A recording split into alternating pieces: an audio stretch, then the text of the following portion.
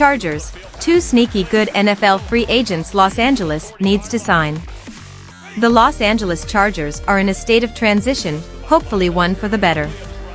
The Chargers let go of head coach Brandon Staley in December after a 63-21 drubbing on national television by the Las Vegas Raiders en route to a disastrous 5-12 season. But they did hire former Michigan Wolverines and San Francisco 49ers head coach Jim Harbaugh, who has won everywhere he's been. He will help turn Los Angeles around sooner than later. But the Chargers are in the red when it comes to cap space to use on free agents in the 2024 offseason. They'll have to reorient their books and pluck some diamonds in the rough in free agency to bolster the roster around franchise quarterback Justin Herbert.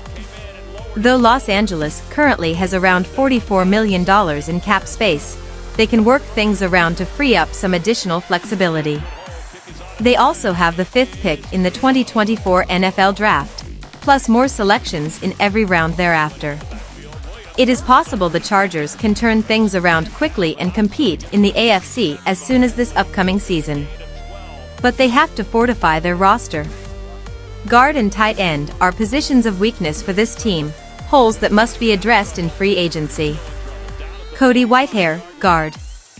Austin Ekeler may or may not have lost a step in 2023. The ever-efficient Ekeler averaged a ghastly 3.5 yards per carry last season, which was by far the worst of his career. However, Ekeler did average 4.02 yards created per touch, according to playerprofiler.com, which would suggest that he still has some juice in the tank, despite approaching 29 years of age. But the real issue for the Chargers' subpar running game was their offensive line. The majority of their line was either injured or just did not play well. ESPN graded Los Angeles as having the 24th best run-block win rate in football, a mark well below league average that explains why this team had trouble running ball all year long. Someone who could help with that is Cody Whitehair, who was just released by the Chicago Bears in a cost-cutting move that will save the team roughly $9.1 million. ESPN graded Whitehair as having the 12th best pass block win rate among interior offensive linemen in 2023. He could help with the Chargers' run game as well as with keeping Herbert upright. Whitehair struggled in 2023, which ultimately led to him getting benched and released. But he does have a Pro Bowl appearance to his name and a history of stellar play. With him getting released now, Whitehair is free to sign with any team before free agency officially gets underway in March. The Chargers have to clean up their books first, but Whitehair be a great addition to their offensive line. Noah Fant, tight end. Another way for Los Angeles to add to both the pass and run game would be to find a tight end who can catch and block. Gerald Everett has been a solid tight end for the Chargers over the past 2 seasons, but he has never been regarded for his blocking prowess. Noah Fant has grading out well blocking for both the run and pass this past season. Fant has been productive as a receiver for the majority of his career as well.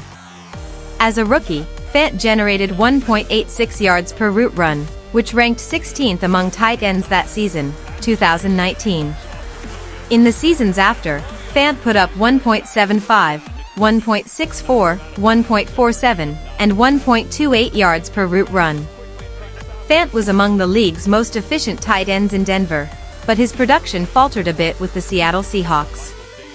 Harbaugh has always featured tight ends prominently in his offenses. At Stanford, he helped get many tight ends drafted into the NFL, including the likes of Zach Ertz and Coby Fleener.